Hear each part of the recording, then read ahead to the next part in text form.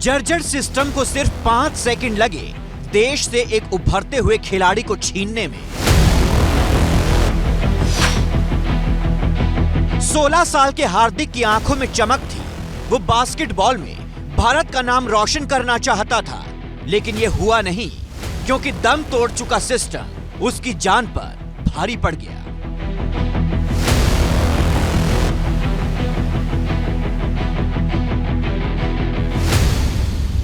रोहतक के लाखन माजरा गांव के मिनी स्टेडियम में हार्दिक रोज की तरह प्रैक्टिस कर रहा था। हार्दिक मंगलवार की सुबह 10:28 पर पहला अटेम्प्ट करता है। हार्दिक पोल को छूता है और दूसरे अटेम्प्ट के लिए पीछे चला जाता है।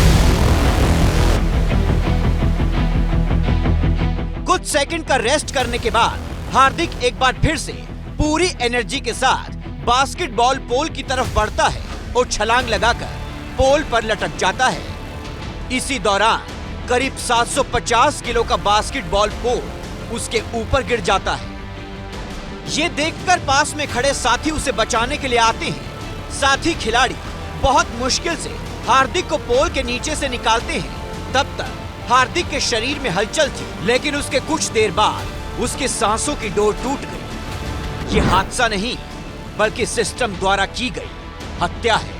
3 साल पहले सांसद दीपेंद्र हुड्डा ने लाखन माजरा को 11 लाख रुपए दिए थे। इस पैसे से लाखन माजरा गांव के मिनी स्टेडियम की मेंटेनेंस होनी थी, लेकिन इसके बावजूद पंचायती राज विभाग के अधिकारी स्टेडियम की मेंटेनेंस नहीं करवा रहे थे। बताया जा रहा है कि अधिकारी आज भी टेंडर प्रक्रिया में ही उलझे हैं। जिस स्टेडियम में हादसा हुआ वहां रोज करीब 500 खिलाड़ी प्रैक्टिस करते हैं। 2 साल से खिलाड़ी खेल विभाग को स्टेडियम के उपकरण ठीक करने के लिए बोल रहे थे, मेंटेनेंस के लिए कह रहे थे। 2 महीने पहले जेई ने दौरा भी किया था, लेकिन कुछ नहीं हुआ। 2023 की बात है। उस समय मैंने इसमें एमपी कोटा का पहली किस्त दी, 12,30,000 प्रशासन की तरफ से एस्टिमेट आया, वो अप्रूव किया, लगाया नहीं, उलझा के रखा। अगर वो लगा देते आज हमारा हीरा भाई बच जाता। ये बेरुखी और लापरवाही नहीं, इसको अपराध की श्रेणी में देख सकते हैं। फंड जारी हुआ, लेकिन फंड कहां गया किसी को नहीं पता। वैसे पता तो सीएम सैनी को अपने जर्जर सिस्टम का भी नहीं है, जिसने एक खिलाड़ी की जान ले ली।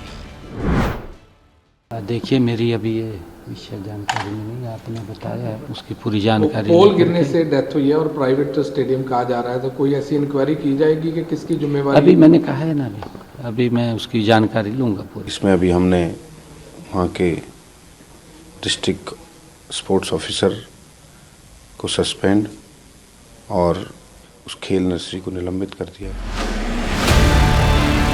हार्दिक नेशनल लेवल पर 1 सिल्वर मेडल जीत चुका था। 2 कांस्य पदक भी हार्दिक ने अपने नाम किए थे। उनका सब सपने चूर हो गए। जो देखे थे, सोचे थे ये करेंगे वो करेंगे, वो कहते थे पापा मैं जीत के आऊंगा तब मेरे को लेकर आओगे, कितनी दुनिया आएगी मेरे पास, ये हार्दिक जीत के आया है। तो सब सपने चूर हो गए। प्रशासन जिम्मेवार है। कार्रवाई तो अब देखो किस पे कहें, हम तो कह नहीं सकते, लेकिन ये तो गवर्नमेंट को भी दिखाई देता है कि कार्रवाई होनी चाहिए कि नहीं होनी चाहिए। एडमिनिस्ट्रेशन का ही सारी जिम्मेवारी बनती है। अब हम तो एडमिनिस्ट्रेशन को ही कह सकते हैं। लेकिन अब उसके परिजनों की आंखों में सिर्फ आंसू रह गए हैं। जिन आंखों में कभी अपने लाडले को देश के लिए खेलते हुए देखने की आस थी, आज उन आंखों में आंसू हैं। वो दर्द है जो इन्हें जिंदगी भर अब परेशान करेगा।